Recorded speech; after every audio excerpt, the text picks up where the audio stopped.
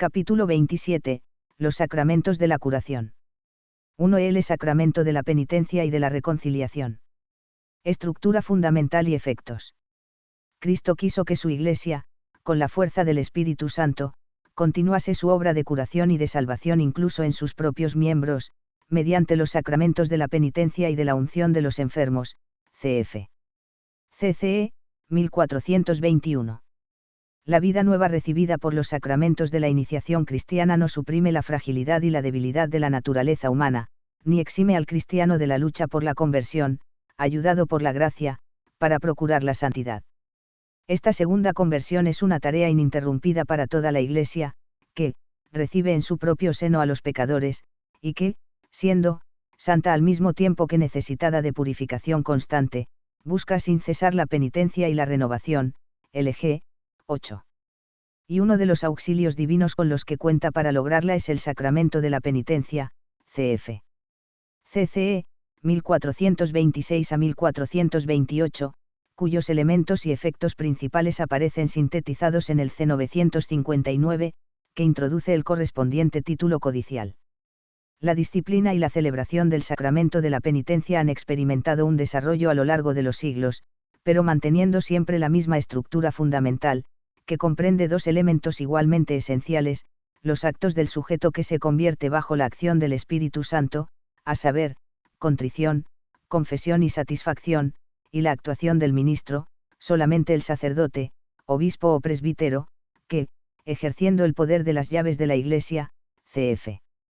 Mt 18, 18, y en 20, 22 a 23, imparte la absolución, cf. Siou en sí. De Trento, Ses. 14, Doctrina de Sacramento Paenitentiae, DS, 1673, 1704, CCE, 1448 a 1449, 1491. La fórmula de absolución vigente en el rito latino, con los gestos que la acompañan, se encuentra en el ritual de la penitencia de 1973, y su parte esencial son las palabras: yo te absuelvo de tus pecados en el nombre del Padre, y del Hijo, y del Espíritu Santo. El sacramento de la penitencia está configurado, según la concepción tradicional más antigua, como una especie de acto judicial que se desarrolla ante un tribunal de misericordia, más que de estrecha y rigurosa justicia, de modo que no es comparable sino por analogía con los tribunales humanos. Pero la conciencia de la Iglesia descubre además en su significación, un carácter terapéutico o medicinal, RP 31. Todo el signo sacramental está penetrado de esta doble índole judicial, en el sentido indicado, y medicinal, los actos del penitente, la intervención del ministro, el cumplimiento de la penitencia, e incluso la exigencia divina de la confesión individual e íntegra de los pecados, vide infra, 2, 4, a. Tribunal de misericordia o lugar de curación espiritual. Bajo ambos aspectos el sacramento exige un conocimiento de lo íntimo del pecador para poder juzgarlo y absolver, para asistirlo y curarlo. Y precisamente por esto el sacramento implica, por parte del penitente, la acusación sincera y completa de los pecados, que tiene por tanto una razón de ser inspirada no solo por objetivos ascéticos, como el ejercicio de la humildad y de la mortificación, sino inherente a la naturaleza misma del sacramento, RP 31. El perdón de los pecados implica la reconciliación con Dios, que es el fin y el efecto de este sacramento, por la que el penitente recupera la gracia, pero los fieles obtienen al mismo tiempo, como consecuencia, la reconciliación con la Iglesia, a la que hirieron con sus pecados, cf. LG 11, CCE 1462, RP 31. Si el pecado menoscaba o rompe la comunión fraterna, este sacramento la repara o restaura, y tiene también un efecto vivificante sobre la vida de la Iglesia, cf. CCE 1469. Este aspecto eclesial de la penitencia, destacado por el Vaticano II, se manifiesta en su celebración, especialmente en el rito B, vide infra, 4, a. Por lo demás, son también efectos del sacramento de la penitencia, la remisión de la pena eterna contraída por los pecados mortales, la remisión, al menos en parte, de las penas temporales, consecuencia del pecado, la paz y la serenidad de la conciencia, y el consuelo espiritual, El acrecentamiento de las fuerzas espirituales para el combate cristiano, CCE, 1496. 2. Sujeto del sacramento y actos del penitente. Cristo instituyó el sacramento de la penitencia a favor de todos los miembros pecadores de su Iglesia, ante todo para los que, después del bautismo, hayan caído en el pecado grave y así hayan perdido la gracia bautismal y lesionado la comunión eclesial, CCE, 1446. Este sacramento está destinado, efectivamente, a todos los fieles, que no dejan de estar necesitados de la misericordia de Dios, cf 1 y en 1, 8, y a quienes la confesión habitual de los pecados veniales, ayuda a formar la conciencia, a luchar contra malas inclinaciones, a dejarse curar por Cristo, a progresar en la vida del Espíritu, CCE, 1458. El recurso al sacramento de la penitencia, en efecto, no puede reducirse a la sola hipótesis del pecado grave, aparte las consideraciones de orden dogmático que se podrían hacer a este respecto. Recordemos que la confesión renovada periódicamente, llamada de devoción, siempre ha acompañado en la Iglesia el camino de la santidad. Juan Pablo II, discurso, 30 de enero de 1981. De ahí la recomendación de recibir frecuentemente este sacramento, cf. RP, 32, CCEO, C719.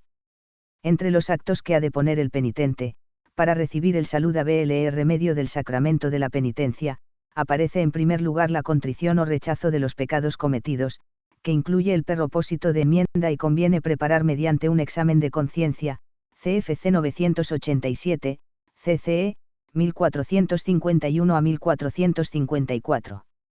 El arrepentimiento o contrición es siempre un don de Dios y ha de estar inspirado en motivos que proceden de la fe, cf. CCE, 1492. Debe distinguirse, a.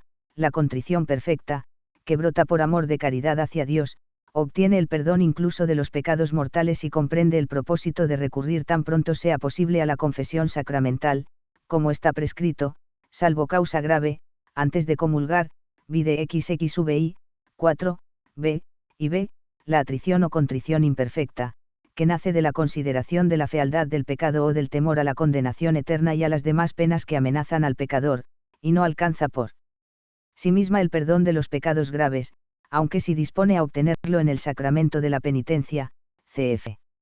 De Paenit, ds. 1678, 1705. La confesión, o manifestación de los pecados al confesor, constituye una parte esencial del sacramento, y debe ser íntegra, lo cual exige confesar, según su especie y número, todos los pecados graves cometidos después del bautismo y aún no perdonados directamente por la potestad de las llaves de la Iglesia ni acusados en confesión individual, de los cuales tenga conciencia después de un examen diligente, CFC 988-1. Para la integridad de la confesión no es necesario, en cambio, confesar también los pecados veniales, aunque se recomienda a los fieles, CFC 988-2, cf. CCE, 1455 a 1458, de Paenit, ds. 1679 a 1683, 1707. La integridad que reclama la confesión no es material, que exigiría manifestar absolutamente todos los pecados graves aún no confesados, sino formal, acusación de todos los pecados graves que, en ese momento y atendidas las circunstancias, se pueden y deben confesar. En este sentido, la integridad material de la confesión está excusada en caso de imposibilidad física, por alguna situación que la impide materialmente, por ejemplo, imposibilidad de hablar, enfermedad extrema, falta de tiempo ante un peligro grave inminente, ignorancia u olvido inculpables después de un examen diligente, etc., o de imposibilidad moral, por ejemplo, peligro de escándalo para el penitente o el confesor, grandes escrúpulos de conciencia, peligro de infamia extrínseca a la confesión. Pero la obligación de confesar los pecados que no fue posible manifestar renace cuando desaparece la circunstancia que causó esa imposibilidad, vide infra, 4, b. El tercer acto del penitente es la satisfacción, tener el propósito sincero de realizar la reparación, por ejemplo, restituir las cosas robadas, restablecer la reputación del que ha calumniado, etc., y las obras de penitencia, oración, privaciones voluntarias, obras de misericordia, etc., determinadas por el confesor, para remediar a través de ellas todos los desórdenes que el pecado causó y recobrar la plena salud espiritual, cf. CCE, 1459 a 1460, 1491. 3. El ministro del sacramento de la penitencia. A. Potestad de orden y facultad de oír confesiones. Solo el sacerdote es ministro del sacramento de la penitencia, c. 965. Únicamente un obispo o un presbítero pueden perdonar los pecados en nombre y en la persona de Cristo, si bien, los presbíteros, en el ejercicio de su ministerio, actúan en comunión con el obispo y participan de la potestad y función de quien es el moderador de la disciplina penitencial, po. 9, cf. LG, 26. Pero para absolver válidamente es necesario que el sacerdote tenga, además de la potestad de orden, facultad de ejercerla sobre los frailes a los que da la absolución, c. 966-1, vide 13, 2, 14, 6, facultad de ejercerla sobre los fieles a los que da la absolución. Al utilizar el término, facultad, en lugar de, jurisdicción, como hacía el código anterior, el CIC 83 quiere significar que la absolución sacramental no es encuadrable entre los actos de la potestad de régimen. La necesidad de esta facultad puede justificarse por varias razones: a. Por la naturaleza misma del sacramento, que fue instituido, a modo de juicio, y exige, que la sentencia sea impartida sobre los súbditos, no sobre otros, de Paenit, ds. 1686, lo que se verifica cuando quien tiene jurisdicción sobre el sujeto atribuye esa facultad al ministro; b. Por su carácter eclesial, que produce la reconciliación con Dios inseparablemente, con la Iglesia, cf. CCE, 1445, y exige que el sacerdote tenga el reconocimiento de esta, que la ordenación no asegura permanentemente, para actuar en su nombre, y c. Por su carácter pastoral, que obliga a la Iglesia a ofrecer a los fieles, que abren su alma en este sacramento, un pastor en el que puedan confiar. Manzanares Libra refiere a este punto como, dimensión antropológica. Se entiende así que la facultad para confesar solo deba concederse cuando conste la idoneidad de los presbíteros, mediante un examen o de otro modo, CFC 970, que habitualmente deba darse por escrito, CFC 973, y las demás cautelas y disposiciones que regulan la adquisición o pérdida de esta facultad, CC 967 a 975. B. Adquisición, extensión y pérdida de la facultad para confesar. La facultad de recibir confesiones puede adquirirse de dos modos: en virtud del propio derecho, ipso iure, o por concesión especial de la autoridad competente, CFC 966-2. Además del romano pontífice, al que el derecho divino atribuye esta facultad por su oficio primacial, tienen ipso iure la facultad de recibir confesiones de los fieles en todo el mundo los cardenales, y ahí mismo los obispos, que la ejercitan también lícitamente en cualquier sitio, mientras el obispo diocesano no se oponga en un caso concreto, CFC 967-1. Tienen también ipso iure esta facultad, por razón de su oficio, biofficii, y en el ámbito de su jurisdicción, a. Respecto a cualesquiera fieles, el ordinario del lugar, el canónigo penitenciario, el párroco, aquellos que ocupan su lugar, CFC 968-1, y sus equiparados, en particular el capellán, CFC 566, SMC, 7, y b. Respecto a sus súbditos o a aquellos que moran día y noche en sus casas, los superiores de un instituto religioso o de una sociedad de vida apostólica clerical de derecho pontificio que, según sus constituciones, están dotados de potestad ejecutiva de régimen. Sin embargo, estos superiores no deben oír confesiones de sus súbditos si ellos no lo piden espontáneamente, CFC 968-2. En cuanto a la concesión especial, cualquier presbítero puede recibir esta facultad, a. Del ordinario del lugar de incardinación o del domicilio, CFC 967-2, para ejercerla sobre cualesquiera fieles, aunque los presbíteros que son miembros de un instituto religioso no deben usarla sin licencia, al menos presunta, de su superior, CFC 969-1, o b. Del superior del que habla el C 968-2, para ejercerla sobre sus súbditos y aquellos otros que moren día y noche en la casa, CFC 969. 2. Es importante saber que la facultad para confesar se extiende por el propio derecho del modo siguiente: a.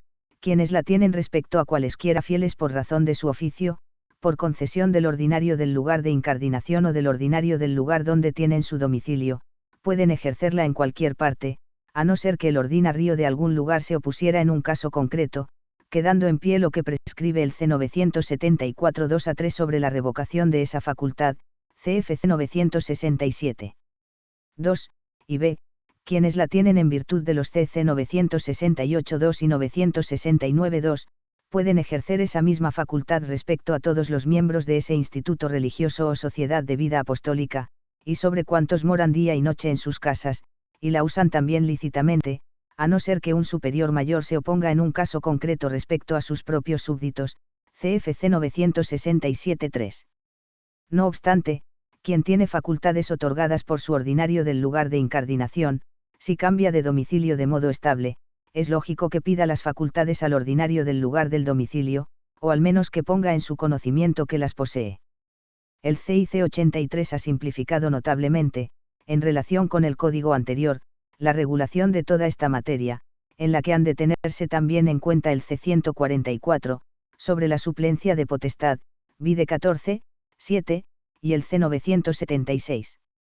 De acuerdo con este último, todo sacerdote, también el excomulgado, CFC 1335, o que haya perdido la condición jurídica clerical, CFC 292, puede absolver válida y lícitamente a cualquier penitente que esté en peligro de muerte de cualquier censura y pecado, aunque esté presente otro sacerdote aprobado.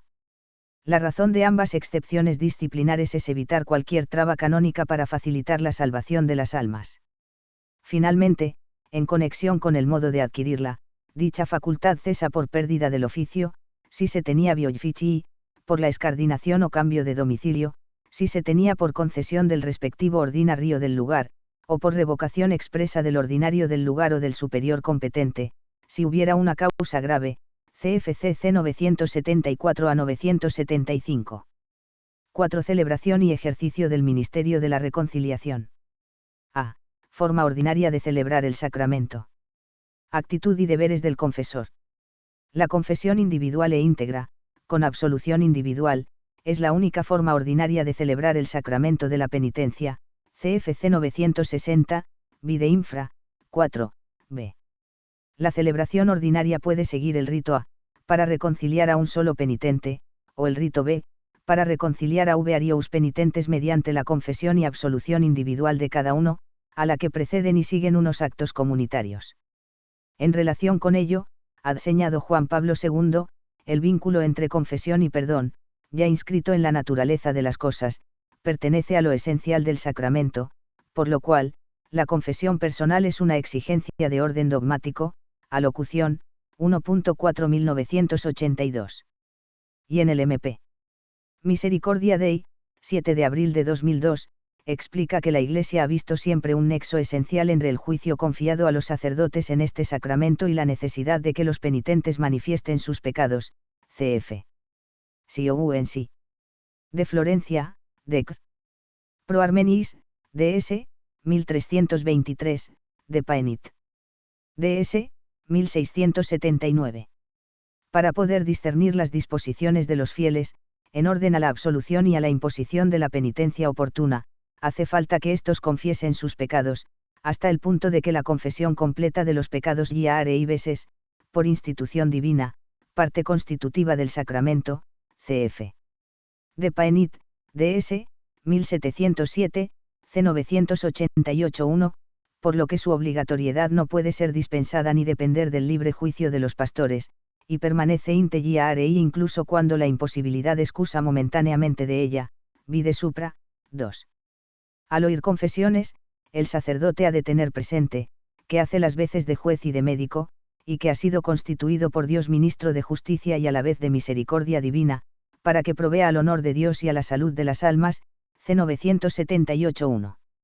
Y, como ministro de Dios y de la Iglesia, que le ha facultado para ello, debe atenerse fielmente a la doctrina del magisterio y a las normas dictadas por la autoridad competente, C 978-2, del mismo modo que un juez juzga con arreglo a la norma objetiva, evitando la arbitrariedad. La función de juez y de médico que el confesor realiza en el nombre de Cristo, cf. MD, preámbulo, y la necesaria integridad de la confesión, exigirán en ocasiones que el confesor interrogue sobre el número, especie y circunstancias del pecado, si el penitente no los manifiesta espontáneamente, pero deberá hacerlo, con prudencia y discreción, atendiendo a la condición y edad del penitente, y ha de abstenerse de preguntar sobre el nombre del cómplice, c. 979. A este respecto, no han perdido vigor las Normae Quaedam del Santo Oficio, 1943, sobre el modo de interrogar a los penitentes en materia de castidad. El Vademecum para los confesores, 1997, del Pontificio Consejo para la Familia, recoge también otros valiosos criterios para el confesor, como el de recordarle que, tiene obligación de advertir a los penitentes sobre las transgresiones de la ley de Dios y a areibes en sí mismas, y procurar que deseen la absolución y el perdón del Señor con el propósito de replantear y corregir su conducta. Si el confesor no duda de la buena disposición del penitente, no debe negarse ni retrasarse la absolución, CFC 980, y ha de imponerse una satisfacción saludable y conveniente, según los pecados y la condición del penitente, que éste tiene la obligación de cumplir, CFC 981. Si el penitente, a pesar de acudir libremente al sacramento, diera muestras claras de no estar bien dispuesto, o el ministro tuviera dudas serias sobre ello, debería negarse o retrasarse la absolución. Pero la ayuda pastoral del confesor, para suscitar las debidas disposiciones, hará que este peligro sea más remoto. B. El supuesto excepcional de las absoluciones colectivas. La confesión individual e íntegra con absolución individual, además de ser la forma ordinaria de celebrar el sacramento de la penitencia, constituye, el único modo ordinario por el que un fiel consciente de estar en pecado grave se reconcilia con Dios y con la Iglesia, solo la imposibilidad física o moral excusa de esa confesión, en cuyo caso la reconciliación se puede tener también por otros medios, c. 960. Pero ninguno de esos otros medios suprime la exigencia divina de la confesión individual, vide supra, 2, 4, a. En efecto, esa exigencia no se suprime en el caso del c. 916, ni en otras excepciones, como la unción de enfermos a un fiel sensibus destitutus, vide infra, 7, o la absolución a personas imposibilitadas física o moralmente para hacer una confesión íntegra. Todos los penitentes así absueltos, en cuanto salen de la situación que les excusó, están obligados a confesar todos los pecados graves cometidos después del bautismo de los que no pudieron acusarse en confesión individual, y de los cuales tengan conciencia después de un examen diligente, CFC 988-1, vide supra, 2. Las absoluciones colectivas, rito C del ritual, son un medio extraordinario más en el que, por circunstancias excusantes, solo se suspende la exigencia de la confesión individual e íntegra hasta el momento en que pueda hacerse. La disciplina sobre las absoluciones colectivas tiene su origen en unas normas de carácter excepcional que dio la Santa Sede con motivo de las dos guerras mundiales. En esas normas se inspiró el ritual de 1973, que con frecuencia fue incorrectamente interpretado y aplicado. Las intervenciones posteriores del Magisterio Pontificio, en especial de Juan Pablo II, perfilaron las bases en las que se apoyan los CC 961 a 963, que regulan esta disciplina, y el MP. Misericordia Dei ha vuelto a recordar todo ello, precisando algunos aspectos de las normas vigentes, dado que en algunas regiones se observa la tendencia al abandono de la confesión personal, junto con el recurso abusivo a la absolución general, o colectiva, de tal modo que ésta no aparece como medio extraordinario en situaciones completamente excepcionales. Según el C. 961, los casos en que el confesor puede administrar una absolución colectiva se reducen a 2, a, cuando amenace un peligro de muerte, y el sacerdote o los sacerdotes no tengan tiempo para oír la confesión de cada penitente, han de concurrir las dos condiciones, y b, cuando haya una necesidad grave, es decir, cuando, teniendo en cuenta el número de penitentes, no haya bastantes confesores para oír debidamente la confesión de cada uno dentro de un tiempo razonable, de manera que los penitentes, sin culpa por su parte, se verían privados durante notable tiempo de la gracia sacramental o de la Sagrada Comunión. Pero no se considera suficiente necesidad cuando no se puede disponer de confesores a causa solo de una gran concurrencia de penitentes, como puede suceder en una gran fiesta o peregrinación. El caso de necesidad grave, como explica MD 4, se refiere a situaciones objetivamente excepcionales, como las que pueden producirse en territorios de misión o en comunidades de fieles aisladas, por circunstancias bélicas, meteorológicas, u otras parecidas, a las que el sacerdote solo puede llegar una o pocas veces al año. Y en este caso también son inseparables las dos condiciones requeridas: a. Escasez de confesores para poder dedicar a cada penitente un tiempo razonable, es decir, el necesario para administrar válida y lícitamente el sacramento, sin que sea relevante a este respecto un coloquio pastoral más prolongado, que puede ser pospuesto a circunstancias más favorables, y b. Que los penitentes, de otro modo, se vieran privados sin culpa suya, por un notable tiempo, si no hay un peligro inminente de muerte. No sería prudencial considerar notable un plazo inferior a un mes, de la gracia sacramental. Por eso, una gran concurrencia de penitentes, en una fiesta solemne o peregrinación, o por turismo u otras razones parecidas, debidas a la creciente movilidad de las personas, no constituye, de por sí, suficiente necesidad. Respecto al supuesto de necesidad grave, corresponde al obispo diocesano, no al confesor, juzgar si se dan las condiciones requeridas, y él mismo, teniendo en cuenta los criterios acordados con los demás miembros de la conferencia episcopal, podrá determinar los casos en los que se verifica esa necesidad, CFC 961-2, MD 5. Por otra parte, para recibir válidamente una absolución colectiva, se requiere que el fiel no solo esté debidamente dispuesto, condición de la que no puede tenerse la misma garantía que en la confesión individual, sino que tenga el propósito de hacer a su debido tiempo confesión individual de todos los pecados graves que no pudo confesar en esas circunstancias. Por eso, en la medida de lo posible, ha de instruirse a los fieles sobre estos requisitos de validez, y antes de la absolución general, incluso en peligro de muerte, si hay tiempo, se les exhortará a que cada uno haga un acto de contrición, CFC 962. Puesto que la exigencia divina de la confesión íntegra y personal queda solo suspendida circunstancialmente, CFC 989, vide supra, 2, 4, a, aquel a quien se le perdonan pecados graves con una absolución general, debe acercarse a la confesión individual lo antes posible, en cuanto tenga ocasión, antes de recibir otra absolución general, de no interponerse causa justa, C 963. C. Lugar y sede de la celebración. El lugar propio para oír confesiones es una iglesia o oratorio, C 964-1. Pero este lugar propio, que contribuye a resaltar el carácter sagrado del sacramento, no es exclusivo, y razones pastorales pueden justificar su celebración en otros lugares, cf. MD 9. Por lo que respecta a la sede de la celebración, las conferencias episcopales han de dictar normas, asegurando en todo caso que existan siempre, en lugar patente, confesonarios provistos de rejilla entre el penitente y el confesor, y que puedan utilizar libremente los fieles que lo deseen, CFC 964-2. Una interpretación auténtica del C964 aclaró que también los confessors, por causa justa y excluido el caso de necesidad, pueden decidir legítimamente utilizar dicho confesonario, aunque el penitente pida lo contrario.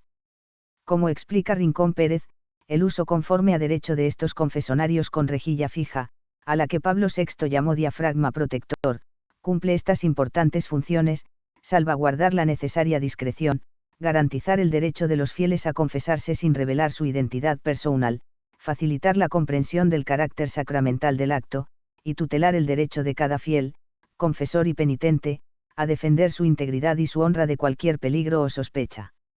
El C964-3 prescribe, por último, que no se oigan confesiones fuera del confesonario, si no es por causa justa. A diferencia del CIC 17, C910-1, la norma vigente no hace distinción entre varón y mujer, ni pide especiales cautelas para confesar a estas fuera del confesonario. Sin embargo, siempre que confesar de ese modo pueda comprometer la obligación de alejar las ocasiones de pecado, de evitar el escándalo y de proceder ejemplarmente, la prudencia moral y pastoral exigirá un motivo más serio. Deber y derecho de recibir el sacramento. Es un deber moral del cristiano recibir el sacramento del perdón cuantas veces sea necesario para obtener la reconciliación con Dios y con la Iglesia. Pero el CIC solo urge esta obligación, antes de celebrar la misa o de recibir la corretunión, si se tiene conciencia de pecado grave, CFC 916, vide XXVI, 4, b, y b, a los fieles que han llegado al uso de razón, concretando el deber de confesar fielmente los pecados graves al menos una vez al año, CFC 989, CCE, 2042.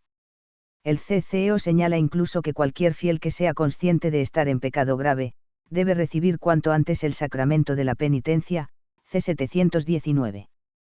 El derecho de los fieles a ser oídos en confesión, contenido implícitamente en el C213, vide 9, 3, no se encuentra formalizado en el CIC, pero sí la correlativa obligación de los pastores con cura de almas, que deben organizar la atención pastoral facilitando todo lo posible la confesión de los fieles, así como el correlativo deber, no solo por caridad, sino también por justicia, de cualquier confesor, en caso de necesidad, y de cualquier sacerdote, en peligro de muerte, de oírlas. Confesiones de los fieles, CFC 986. En relación con esta norma, Juan Pablo II ha subrayado que los sacerdotes que tienen la facultad de administrar el sacramento han de mostrarse siempre y totalmente dispuestos a ejercer este ministerio cada vez que los fieles se lo pidan razonablemente, cf. Po. 13. La falta de disponibilidad para acoger a las ovejas descarriadas, e incluso para ir en su busca y poder devolverlas al redil, sería un signo doloroso de falta de sentido pastoral en quien, por la ordenación sacerdotal, tiene que llevar en sí la imagen del buen pastor.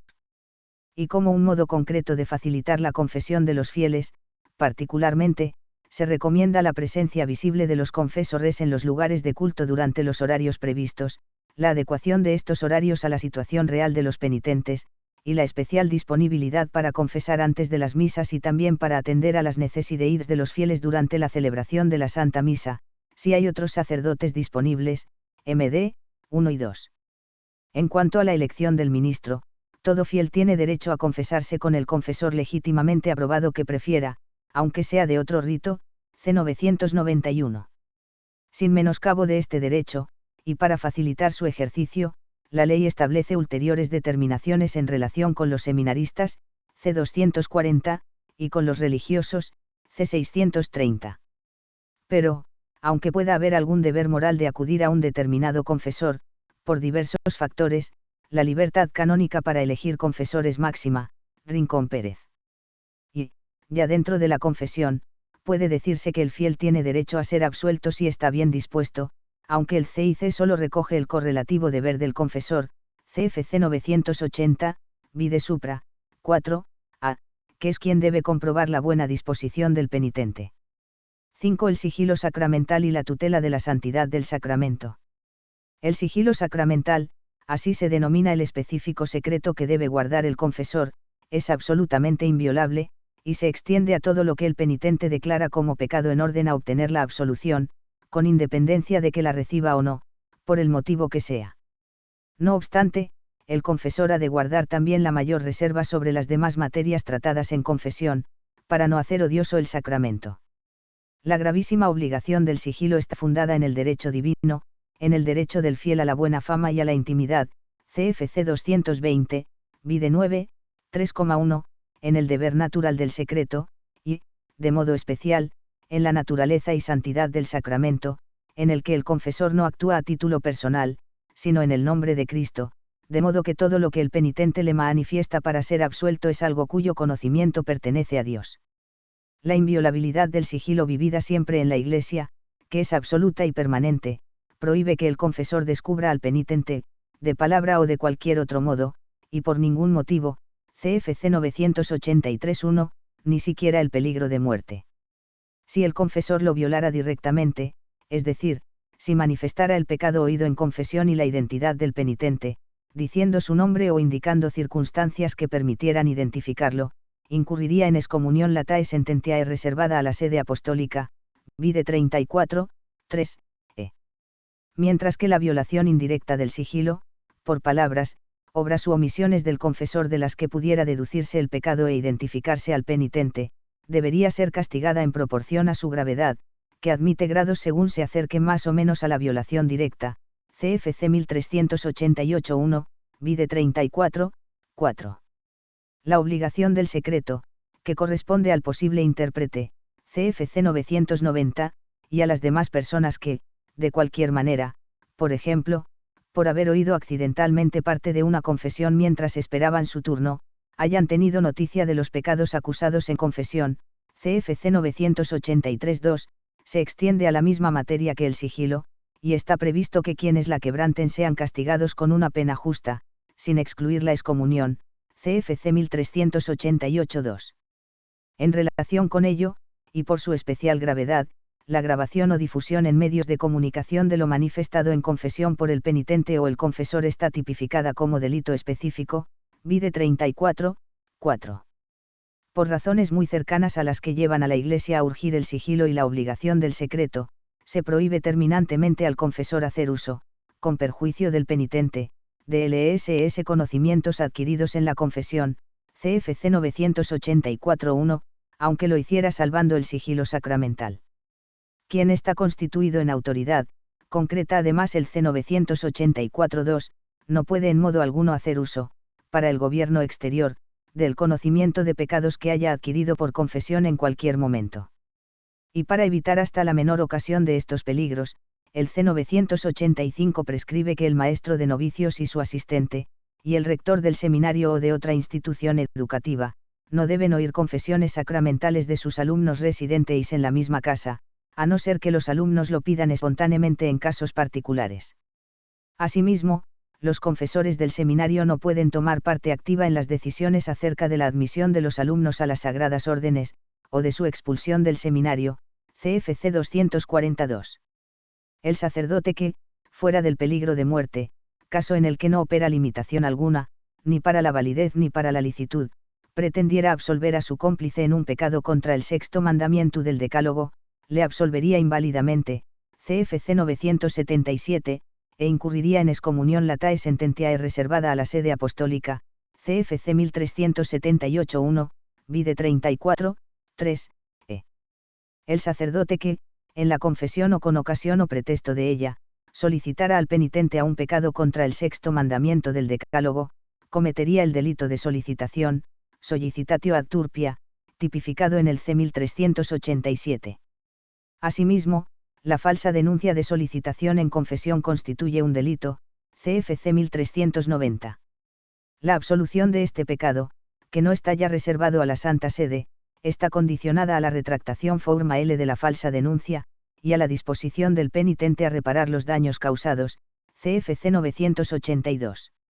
La competencia para juzgar y, en su caso, imponer o declarar las sansaíans por los delitos de absolución del cómplice, violación directa del sigilo sacramental y solicitación en confesión, está reservada a la CDF, vide 34, 4. 6. Las indulgencias. La indulgencia es la remisión ante Dios de la pena temporal, por los pecados ya perdonados en cuanto a la culpa, que un fiel debidamente dispuesto y cumpliendo determinadas condiciones, consigue por mediación de la Iglesia, la cual, como administradora de la redención, distribuye y aplica con autoridad el tesoro de las satisfacciones de Cristo y de los santos, C. 992. La doctrina acerca de las indulgencias, que el Concilio de Trento trató ya en conexión con el sacramento de la penitencia, se encuentra en la Canst. A.P. Indulgentiarum Doctrina, promulgada por Pablo VI en 1967, y un resumen de ella en CCE, 1471 a 1479. El CIC se ocupa de la disciplina sobre esta materia en el cap. 4 del título sobre el sacramento de la penitencia, donde recoge solo las normas principales, concepto y clases de indulgencias, autoridad competente para concederlas, sujeto capaz de lucrarlas, y remite para todo lo demás a las leyes peculiares de la Iglesia, CFC 997, contenidas básicamente en el Enchiridion Indulgentiarum, 1999. Las indulgencias pueden ser parciales o plenarias, según se libere por ellas una parte o la totalidad de la pena temporal debida por los pequeidos, CFC 993. No se habla ya de indulgencias personales, reales o locales, en relación con personas, cosas o lugares. Por lo que a las indulgencias parciales se refiere, la nueva disciplina establece que no se debe determinar su alcance en días y años. Las plenarias se han disminuido en número, para que los fieles las valoren más. Además de la autoridad suprema de la Iglesia, Solo pueden conceder indulgencias aquellos a quienes el derecho reconoce esta potestad, la tienen, en los términos previstos en el Enchiridion Indulgentiaram, el obispo diocesano y los equiparados a él, o aquellos a quienes se la ha concedido el romano pontífice. Y ninguna autoridad inferie al romano pontífice puede otorgar a otros la potestad de conceder indulgencias, a no ser que la sede apostólica se la dé expresamente, CFC 995. La sede apostólica se ocupa ordinariamente de cuanto se refiere a la concesión y al uso de las indulgencias a través de la penitenciaría apostólica, salvo el derecho de la CDF de examinar lo concerniente a la doctrina dogmática sobre ellas, cf. Pb. Art. 120. Son sujetos capaces de lucrar indulgencias los bautizados no excomulgados, siempre que se encuentren en estado de gracia, por razones teológicas bien conocidas, por lo menos al final de las obras indulgenciadas. Y para lucrarlas de hecho, los fieles deben tener al menos intención general de conseguirlas y cumplir las obras prescritas, CFC 996. PEJ, para lucrar cualquier indulgencia plenaria, como máximo, una cada día, se requiere, junto con el cumplimiento de la obra prescrita, la comunión eucarística, una oración por el sumo pontífice, la confesión sacramental, con una sola pueden lucrarse varias indulgencias, y es suficiente hacerla unos días antes o después, y la disposición de excluir cualquier ehipgamiento al pecado, incluso venial. Si no se cumplen todos estos requisitos, o no se da esa plena disposición, la indulgencia se convierte en parcial. Las indulgencias, tanto parciales como plenarias, puede lucrarlas un fiel para sí mismo, o aplicarlas a los difuntos a modo de sufragio, CFC 994. 7. La unción de los enfermos. La unción de los enfermos es el sacramento que consuma, en sae tu modo, no solo la penitencia, sino toda la vida cristiana, cf. Sí. De Trento, Ses. 14. Doctrina de Sacramento Extremae Unctionis, DS, 1694. En efecto, este sacramento acaba de conformar a los fieles, con la muerte y resurrección de Cristo, como el bautismo había comenzado a hacerlo, CCE, 1523, y está especialmente destinado, junto con la Eucaristía, a reconfortar a los atribulados por la enfermedad, cf. CCE, 1509 y 1511. El signo sacramental de la unción de los enfermos es realizado por el sacerdote, en el rito latino, ungiendo al sujeto en la frente y en las manos con aceite de oliva debidamente bendecido o, según las circunstancias, con otro aceite vegetal, y pronunciando una sola vez estas palabras: por esta santa unción, y por su bondadosa misericordia te ayude el Señor con la gracia del Espíritu Santo, para que, libre de tus pecados, te conceda la salvación y te conforte en tu enfermedad. Así lo estableció la Canst. AP. Sacram Unctionem Infirmorum, 30 de noviembre de 1972, por la que Pablo VI aprobó el Ordo Unctionis Infirmorum, 1972, e introdujo algunas de las novedades disciplinares, recogidas en el título codicial sobre este sacramento, CE 998 a 1007. El óleo debe estar bendecido por el obispo, o por quienes el derecho equipara al obispo diocesano, y, en caso de necesidad, puede bendecirlo cualquier presbítero, pero solo al celebrar el sacramento, CFC 999. También en caso de necesidad, basta una sola unción en la frente o en otra parte del cuerpo, y por una razón grave, podría hacerse la unción o unción usando un instrumento, CFC 1000. Los efectos de la gracia especial de la unción de los enfermos son: la unión del enfermo a la pasión de Cristo, para su bien y el de toda la Iglesia, el consuelo, la paz y el ánimo para soportar cristianamente los sufrimientos de la enfermedad o de la vejez, el perdón de los pecados si el enfermo no ha podido obtenerlo por el sacramento de la penitencia, el restablecimiento de la salud corporal, si conviene a la salud espiritual, la preparación para el paso a la vida eterna, CCE, 1532. La unción de los enfermos es un sacramento de vivos, por lo que ha de recibirse en gracia. Pero si el enfermo ni siquiera puede manifestar su arrepentimiento y recibir la absolución, y tiene al menos dolor de atrición, la gracia del sacramento, como explican las palabras, si hubiera cometido pecados, le serán perdonados, Esti 5, 15, le purifica de los pecados, si todavía quedan algunos por expiar, así como de las reliquias del pecado, cf. De Sacramento Extremae Unctionis, DS, 1696. Lo normal, no obstante, será que este sacramento se administre a los enfermos cuando aún están en posesión de sus facultades, CFC 1006, y que éstos reciban la penitencia, la unción y el viático, por este orden, como sacramentos que preparan para entrar en la patria, CCE 1525. Sujeto de la unción de los enfermos es el fiel que, habiendo llegado al uso de razón, comienza a estar en peligro de muerte por enfermedad o vejez, C 1004.1. Y el sacramento puede reiterarse, si el enfermo, una vez recobrada la salud, contrae de nuevo una enfermedad grave, o si, durante la misma enfermedad, el peligro se hace más grave, C 1004.2.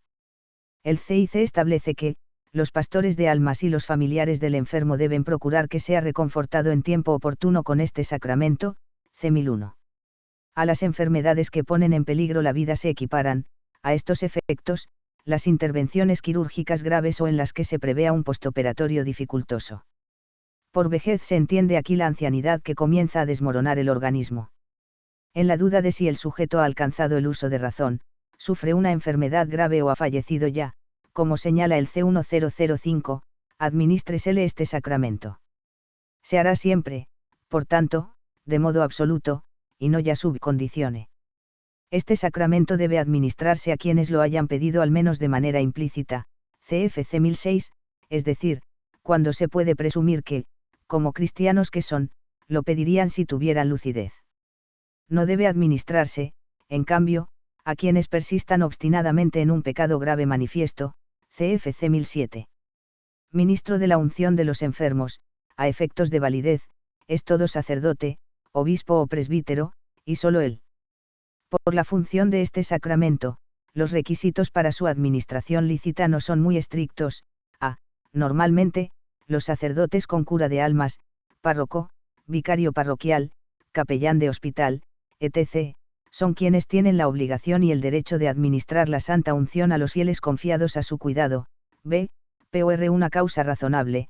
Sin embargo, cualquier otro sacerdote puede administrarla, con el consentimiento al menos presunto del sacerdote al que antes se hace referencia. De ahí que esté permitido a todo sacerdote llevar consigo el óleo bendito, para administrar el sacramento en caso de necesidad, CFC 1003. La preciosa colaboración de los fieles no ordenados en el apostolado con los enfermos comportará, en los momentos más graves, el deber principal de suscitar el deseo de los sacramentos de la penitencia y de la sagrada unción, y de ayudarles también a prepararse convenientemente. Pero en el uso de los sacramentales, pondrán especial cuidado en evitar cualquier acción que pueda confundirse con este sacramento, ligado al de la penitencia y al de la Eucaristía, que sólo administra válidamente el sacerdote, cf. Edm. Art. 9.